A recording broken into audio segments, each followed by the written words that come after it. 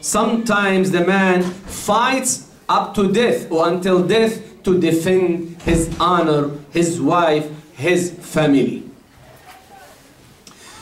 ومن حكم جعل القوامة للرجل أن المرأة عندها وظيفة كبرى ومهمة عظمى، وهي رعاية هذا النشء الذي لا يصلح جيل ولا يعلو دين إلا إذا قامت المرأة على مسؤوليتها. فإن المرأة إن غادرت بيتها إلى عملها، إن لم تكن مضطرة إلى عملها، وأهملت ما كلفها الله به من المسؤوليات، كان فيه ضياع الأولاد وضياع الأجيال.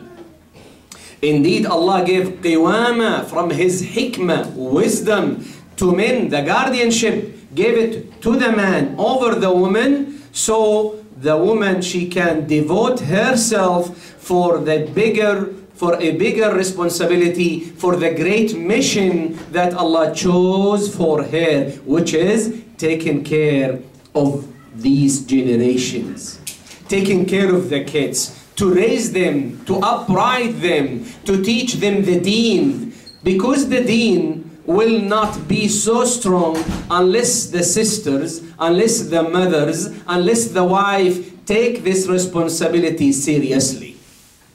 Seriously, otherwise we will lose our children. Our generation will be so weak in faith, so weak in acts of worship, so weak that any small doubt can take one of our child out of the fold of Islam. إذن من العدل، كل العدل أن يعطى الرجل القوامة لما فيه من خصائص تؤهله لذلك، كما أن المرأة تعطى من المهمات ما تستطيع القيام عليه بما أعطاها الله من خصائص الرقة والعاطفة وسرعة الانفعال وسرعة الاستجابة لأمور ومطالب الطفولة والتربية. Justice is to give the man qiwama, guardianship, because of the characteristics that he has, make him suitable for it. And justice, likewise, the woman has, because she has gentle quickness to answer the needs of the babies, the children, subhanallah. So she is the one that she is responsible to raise, to upright, to take care of the kids in the house. ثم بعد ذلك هذه الأسرة، هذا المجتمع، الكيان الصغير، حاله ككل المؤسسات. إن أردت أن نقارنها بمؤسسة، لا بد لها من مدير، لا بد لها من رأس مدبر يرعاها ويدبر شؤونها. Indeed, the family, even though it's a small family, but it's, if you want to compare it like a small business or company, always there is a manager who take care of this, who take a decision. You cannot just leave it for 2 or 3 persons to make the decision. That does not mean I cannot have shura or mashura or counseling with the employees, the same way with the wife or the kids in my house. But finally, somebody has to take the decision. أما إذا كانت الأسرة بلا قيادة فلا تسأل عما سينشأ من الفوضى والخراب والضياع. If the family is or has no leadership, you can imagine what will happen to the family, without a doubt. So this is the first maybe solution that somebody may think, that let us leave it without any guardianship. And we know that will lead to distraction, without a doubt. Maybe a second solution، حل ثاني، ربما يقترح البعض، هذا زمان عجائب على فكرة. يعني قد يقول البعض طيب ليش ما نسلمها لأبي فلان أو لفلان، هو يدبر، حتى ما نزعل الأزواج في بعض، يعني حتى لا يقتتلوا ولا يتخاصموا. نسلمها لرجل من خارج الأسرة. ومعلوم ما في هذا الحل، أنا لا أسميه حلا لما فيه من الضياع، فهو لا يدري ما يدور في هذه الأسرة وليس مطلعا عليه، فكيف له أن يكون قواما وصاحبا للحل. maybe as a solution, I will not consider it, but maybe you will hear it, that, you know what, the couple will say to each other, okay, you are not the guardianship, I will not be the guardian. Let us name or choose somebody from outside the family and he will be the guardianship. We know that this will not work, because he will never know what's going on in the house. He is always far away, and he will not pay attention to your family as you pay attention to your family. حل آخر أن تكون القوامة للرجل والمرأة معا. تعالوا خلينا نتفق يا إخوة. خلاص إحنا اثنين زعماء، إحنا اثنين قوامين. Another solution, that the man and the woman have the guardianship, both of them. وهذا عين الفساد. قال الله عز وجل عن السماوات لو كان فيهما إله إلا الله لفسدتا. لو كان فيه نعم عفوا. قال الله عز وجل لو كان فيهما آلهة إلا الله لفسدتا. When Allah the Almighty spoke about heaven, if there is another guide beside Allah, the heavens will be corrupted, because everyone will take his own decision and what will make whatever it fits him. So it's a conflict. It's a conflict of interest. The same likewise, وَلِلَّهِ الْمَثَلُ الْأَعْلَى. The family, if we have two persons taking leadership, we will not reach to the best way to lead this family. والحل الرابع أن تكون القوامة للزوجة. To give the wife the guardianship. Okay, you know what? Handle it. Take care of it. Maybe some people find it easy way, but wallahi, I'm saying wallahi, لن تستطيع المرأة أن تقوم عليها. وإن قامت بعض النساء والله لن تستطيع الاستمرار. ستجهد وتحبط وتقع. ما تستطيع. فأي النساء تستطيع أن تقوم على البيت وشؤونه ورعايته وعلى الزوج وعلى الولادة وعلى ما يصاحبها من تربية، ثم هي تخرج فتعمل فتكد ثم تعود لتنفق وتؤدب وتربي. أي امرأة تستطيع فعل هذا؟ If the fourth solution is to give guardianship, as I said, to women, to the wife, and I'm saying wallahi, this is not justice. I consider it oppression upon the wife and the woman in general. Why? Maybe you will find some woman, woman who will fight to do this job. And maybe if she goes a little bit, she will break, she will not keep doing that. Imagine, is there any woman, iron body, iron spirit, that she can taking care of the house, of the kids, delivering baby, having that period menstruation every month, and women know more than anybody when they have this period, they do not feel normal in the same status that they used to feel in the rest of the day of the month. More tired, maybe some of them more angry, maybe some of them hyper, some pain. This is normal. This is normal. So imagine having all of these stuff, then going outside, working from 8 to 5 or to 7, coming back to take care of the house, then after that to educate and upright the kids. Wallahi, ana myself, if I want to put myself in that position, maybe a heart attack after a week or two. You cannot hold it. It is so difficult. It is so difficult. And the last solution will be the Islamic solution. It's not the Sheikh solution. It's the Islamic solution. أَلَا يَعْلَمُ مَنْ خَلَقَ وَهُوَ اللَّطِيفُ الْخَبِيرُ. Didn't he know what he created? Allah the Almighty, He's the all-knower. He knows us more than ourselves. He created us. And He knows what benefits us and make our interest, our virtues, our things upright.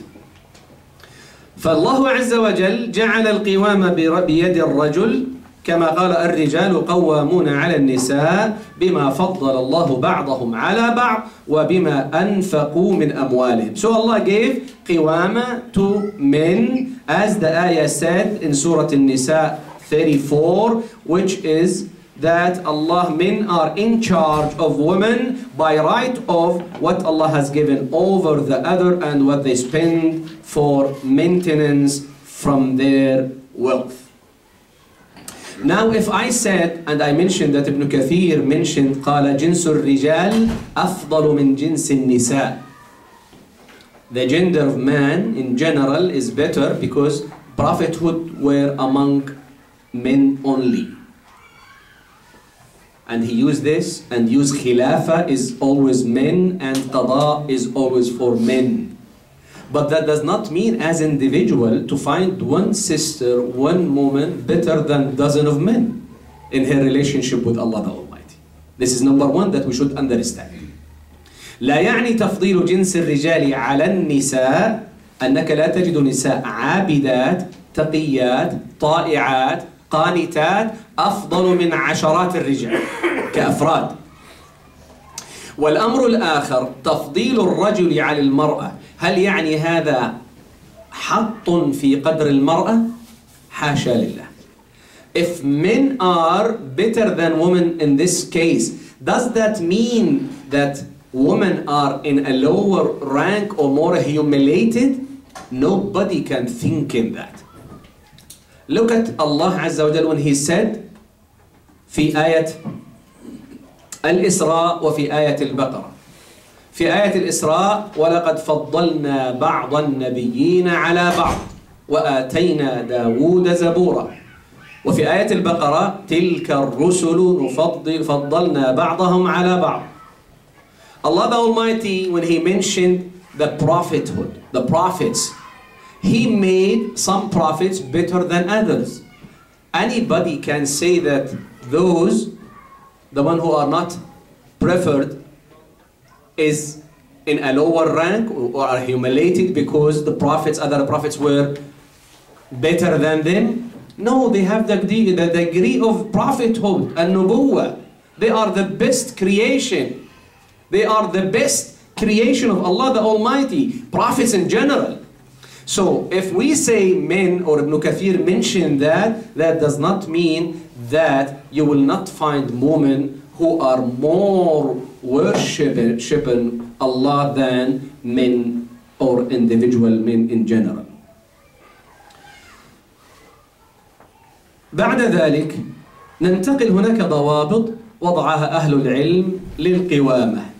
أهل العلم قالوا أن القوامة ليست على إطلاقها، يعني لابد لها من حد تنتهي عنده، فهي لا تمتد إلى أمور مما يعني تعني المرأة. لو سألت ما هي الأمور التي لا يستطيع الرجل أن يطلب من زوجته أن تغيرها? What things? We know that قوامة in Islam has a limit. It does not reach into the freedom of what? Religion. Means if somebody has a wife which is a Christian, can he force her to be a Muslim? Can he? No, he cannot. Right? So إذا كانت المرأة نصرانية كتابية فليس للرجل أن يجبرها على اعتناق الإسلام ولو أنه قوام عليها، لكن هذا لا يدخل في القوام. وليس للرجل أن يجبر زوجته على اتباع مذهب بعينه ولا فقيه بعينه ما دامت على الإسلام ولا تخالف الكتاب والسنة. Also, قوامة does not mean that you as a husband will force your wife to follow your madhab, if you follow a madhab, or to follow a specific scholar. As long as she is not contradicting or opposing the Quran and the Sunnah, she has her freedom in this aspect. Even you are al-Qawwam, you are the guardian, but still you cannot do that for her. كما أن القوامة لا تمتد إلى حرية المرأة في أموالها الخاصة. Also, from guardianship does not include reaching into women's freedom with her own money. The husband cannot force the woman to give him from her money. She has independent dhimma, account, whatever you want to call it, and he should not interfere with that. Unless voluntary, she gives him voluntary, مع طيب نفس, because she likes to do that, or she loves to give him that.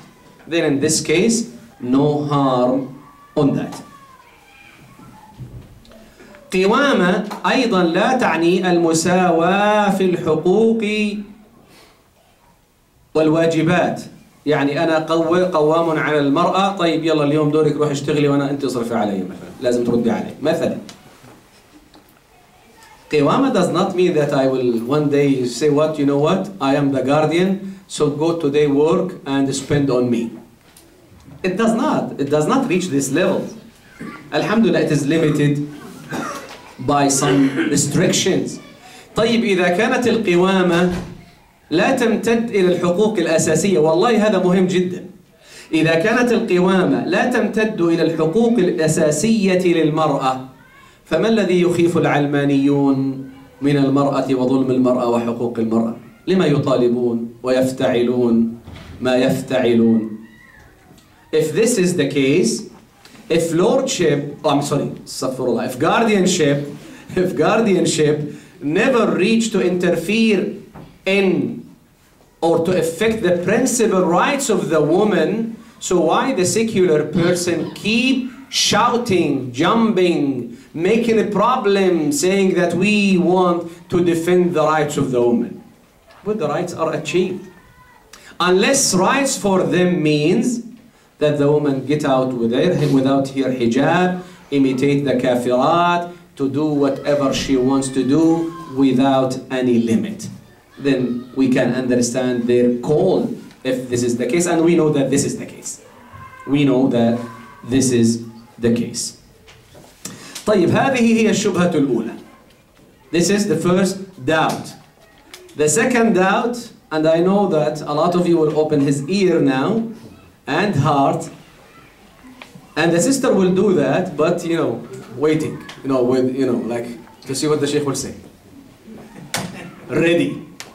Which is تعدد الزوجات في الإسلام. Marrying more than one woman. Islam is attacked a lot by this doubt. لماذا يعدد الرجل ولا تعدد المرأة؟ هذا نسمعه كثيرا. Why the man can get married with more than one wife, but why the wife cannot get married with more than husband? Should be equal. فنقول بداية وبالله التوفيق. من أين جاء التعدد؟ هل هو من عادة العرب أم من كتاب الله عز وجل وسنة رسوله؟ جاء من كتاب الله عز وجل ومن سنة رسوله. قال الله عز وجل كما في سورة النساء في الآية الثالثة: وإن خفتم ألا تقسطوا في اليتامى فانكحوا ما طاب لكم من النساء مثنى وثلاث ورباع فإن خفتم ألا تعدلوا فواحدة أو ما ملكت أيمانكم ذلك أدنى ألا تعولوا. The evidence behind plural marriage or polygamy is what Allah mentioned in Surah An-Nisa in ayah number 3. More or less, Allah says, and if you fear that you shall not be able to deal justly with the orphan girls, then marry other women of your choice, 2 or 3 or 4. But if you fear that you shall not be able to deal justly with them, then only one or slaves that your right hands possess. That is nearer to prevent you from doing injustice. فهذا النص كما سمعتم فيه إباحة التعدد، فقد أفادت الآية الكريمة إباحته للرجل، فللرجل أن يتزوج واحدة أو اثنتين أو ثلاثا أو أربعا ولا يزيد على أربعة، وهذا ما أجمع عليه المسلمون. So the text that we heard in Surah An-Nisa, number 3, it is permissible for the man to marry 1 or 2 or 3 or 4, but he cannot marry more than 4. And this is what the scholars of the Ummah agreed upon without a difference.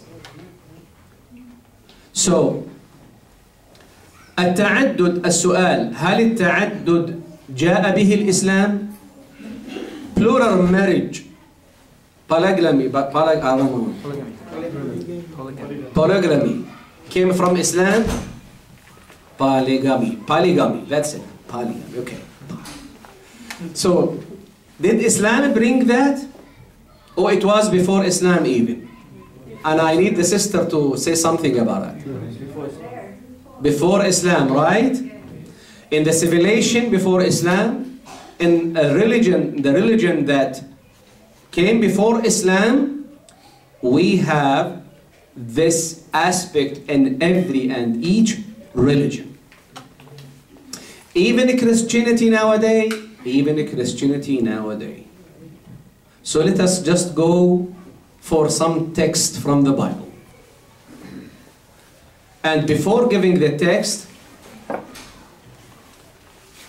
عيسى عليه السلام لم يأتي حتى ينقض التوراة والأحكام التي جاءت من قبله، كما قال الله عز وجل: ومصدقا لما بين يدي من التوراة. بل قال عيسى عليه السلام كما في إنجيل متى الإصحاح 5 الآية 17 لما سئل: هل أتيت لتنقض التوراة والأنبياء؟ قال: لا، بل أتيت لأكمل. سبحان الله، معنى الآية تماما. First, I said that Isa alayhi salam, when he came, he did not came to destroy the Torah and the prophets. Allah the Almighty, when he spoke about the mission of Isa, he mentioned two things. First, to confirm what came before him from the revelation, and to give the glad tidings about our Prophet Muhammad sallallahu alayhi wa sallam. In some ayat, وَلِأُحِلَّ لَكُمْ بَعْضَ الَّذِي حُرِّمَ عَلَيْكُمْ. In some ayat, he made halal something that the Jews themselves made haram for themselves. So this is the mission of Isa alayhi salam. Even this statement, you will find it in Matthew 5:17. In Matthew 5:17, he said, alayhi salam, do not think that I have come to abolish the law or the prophets. I have come not to abolish but to fulfill. طيب، الآن لو ذهبنا إلى سفر أخبار الأيام الثاني الإصحاح 11 الآية 21. تقول التوراة: وأحب رحبعام معكة بنت أبشلوم أكثر من جميع نسائه وسراريه، لأنه اتخذ 18 امرأة و60 سرية، وولد 28 ابنا و60 ابنة. So هذا النص شاهد على التعدد. In the أخبار, how you say أخبار, First Chronic 11:21 said Ribha'am loved Mecca, his wife, Ma'ka, his neighbor, Mecca, the daughter of Absalom, more than all his other wives and concubines. He had taken 18 wives and 60 concubines. 18 wives and 60 concubines. سفر الملوك الأول، تعالى الله عما يقولون في هذا السفر، لكن أنا نقلتم لكم النص. سفر الملوك الأول إصحاح 11 في الآية من 1 إلى 3 قالوا: وأحب الملك سليمان نساء غريبة كثيرة مع بنت فرعون، مؤابيات، عمونيات، أدوميات، صيدونيات، وحثيات. من الأمم الذي قال عنهم الرب لبني إسرائيل لا تدخلون إليهم وهم لا يدخلون إليكم لأنهم يميلون قلوبكم وراء آلهتكم. قال فالتصق سليمان بهؤلاء بالمحبة، يعني هم يتهمون سليمان أنه عبد الأوثان وعبد الأصنام بعد ذلك. تعالى الله عما يقولون. اسمع النص: وكان له 700 من النساء السيدات و300 من السراري فأمالت نساؤه قلبه. كم كان له؟ طيب. Now in the 1 King 11, 1 to 3, I will just read the third, not 1 and 2, but the third one, which we need to know something about it. Speaking about Sulaiman, alayhi salatu wassalam, Sulaiman, speaking about him, he had as wife 700 princes and 300 concubines. 300 concubines. 700 and 300. هذا ما كان في قبل الإسلام. أما في العرب وعند العرب فكان التعدد مشهورا قبل البعثة. Before the messagehood of Rasulullah sallallahu alaihi wasallam, the Arab know the ta'addud, the plural marriage. They used to marry 5, 10, whatever. And ابن ماجه أخرج والترمذي ومالك من حديث عبد الله بن عمر قال: أسلم غيلان ابن سلمة وتحته 10 نسوة. أسلم وتحته 10 نسوة، وفي رواية أسلمن جميعا، أنهن أسلمن جميعا. فقال له النبي صلى الله عليه وسلم: خذ منهن 4، وفي رواية أمسك منهن 4 وفارق سائرهن. The Prophet صلى الله عليه وسلم, as Ibn Majah and At-Tirmidhi wa Malik narrated from the hadith of Ibn Umar, he said Ghaylan ibn Salama became Muslim and he had 10 wives. The Prophet صلى الله عليه وسلم said to him, choose 4 of them. In another narration, take 4 and separate from the rest. So ta'addud, plural marriage, is well known in every and each nation before Islam. لكن هذا التعدد له شروط. أول هذه الشروط العدل. To get another wife, you have to apply some conditions. Among these conditions is justice. ولذلك الله عز وجل قال: فإن خفتم ألا تعدلوا فواحدة. هذه الآية أفادت أن العدل شرط لإباحة التعدد، لكن لو خاف الرجل من عدم العدل بين زوجاته فكان محظورا عليه الزواج بأكثر من واحدة. So the first condition to marry more than one wife is justice or fairness. Allah the Almighty said, but if you fear that you shall not be able to deal justly with them, then only one. Marry only one woman. The ayah indicates that just treatment is a condition for plural marriage to be permitted. If a man is afraid that he will not be able to treat his wife with justice, then it is not allowed for him to marry with another wife. والمقصود بالعدل هنا المطلوب من الرجل لإباحة التعدد له هو التسوية بين زوجاته في النفقة والكسوة والمبيت ونحو ذلك من الأمور المادية. طبعا مما يكون في مقدوره واستطاعته. What is meant by justice in this verse that is required in order for a man to be permitted to have more than one wife is that he should treat his wife equally in terms of spending, clothing, and night with them, and other material things that are under his control. Under his control. أما العدل في المحبة فغير مكلف بها.